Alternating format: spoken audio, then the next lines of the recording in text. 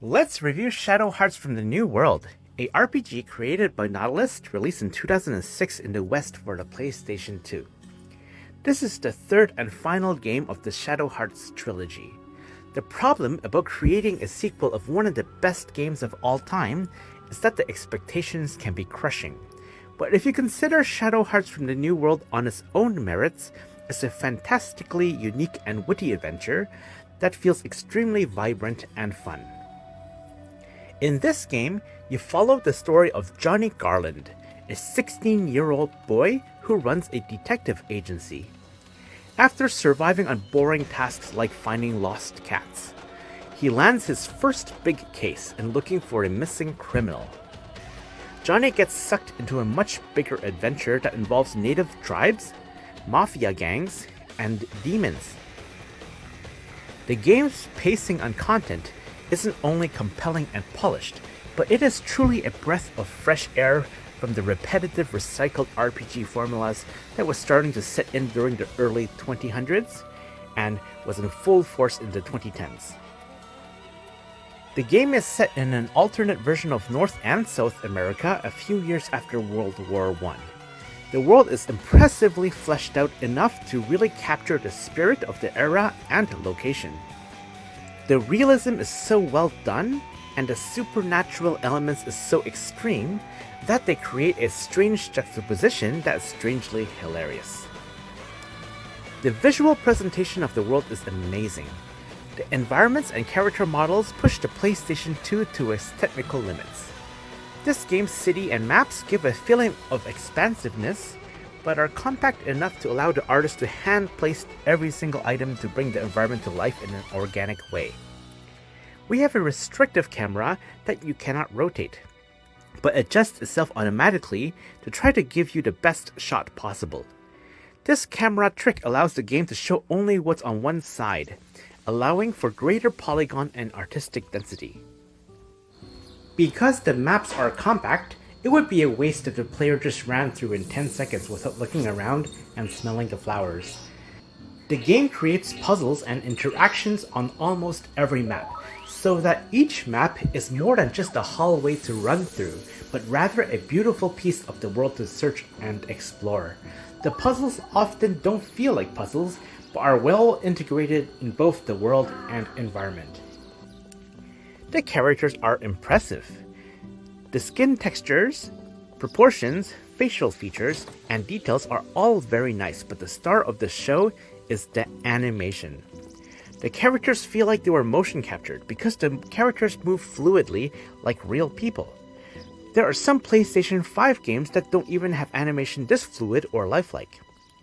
From the slight stumble of the main character's last hit as he overextends a bit and tries to regain balance, to the subtle flick of the wrist before the guitar player plays his guitar to get the cuff out of the way, the animation is full of little details that impress even in 2025. However, nothing in this game shines as brightly as the combat system. This game uses the quick time event system as the basis for almost every action you do in battle. For those who hate quick time events, don't worry. I hate quick time events too, but this is special. Before any action, there is a disc similar to a clock, and there's a hand that spins around, and you have to click the X button when the hand lands on the yellow or red zone.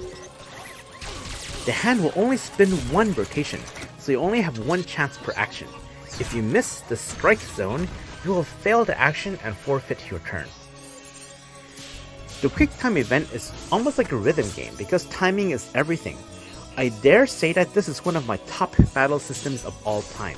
It's so insanely simple to try to hit the zones, but yet it's so deep because it takes hundreds of hours to master. Once you get really good and can hit it consistently, you can challenge yourself to hit the red zones, which will deal more damage but are smaller. If you can consistently hit the red zone, you can change the ring to become tighter and faster, increasing the challenge but having much more reward.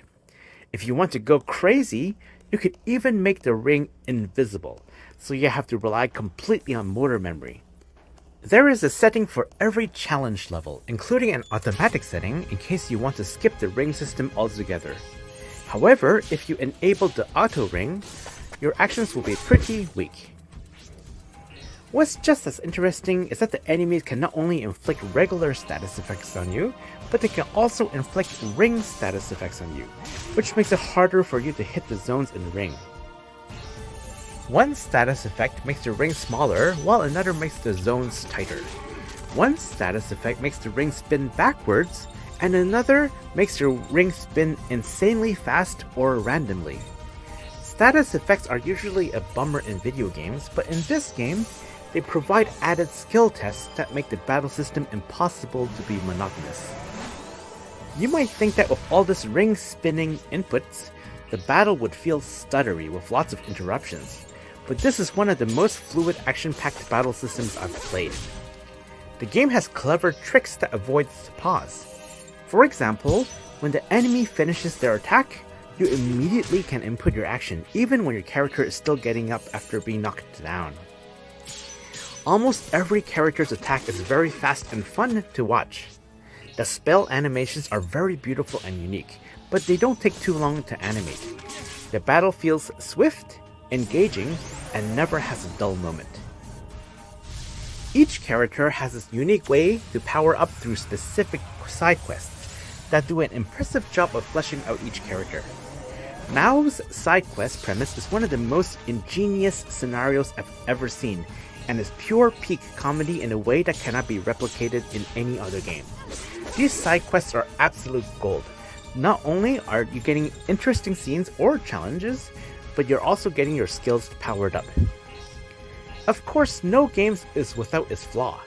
I feel the biggest flaw in this game is the collision. Sometimes I feel like I'm running along a path when suddenly I hit an invisible collision and I'm stuck in place. It happens very often, but I can live with it. Another flaw is that some of the characters' ultimate weapons and armors are almost impossible to find without a guide.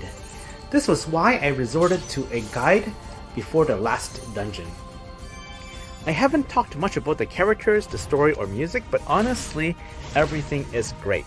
There's so many amazing things to discover that I would do more damage by spoiling them, so go see them for yourself. The game is easily under 30 hours. The game knows not to overstay its welcome and keeps things interesting at all times, yet offers amazing replayability due to the rhythm skill-based battle system. If you want to see my playthrough of the game, you can see the link in the description below. Thanks for watching and happy gaming!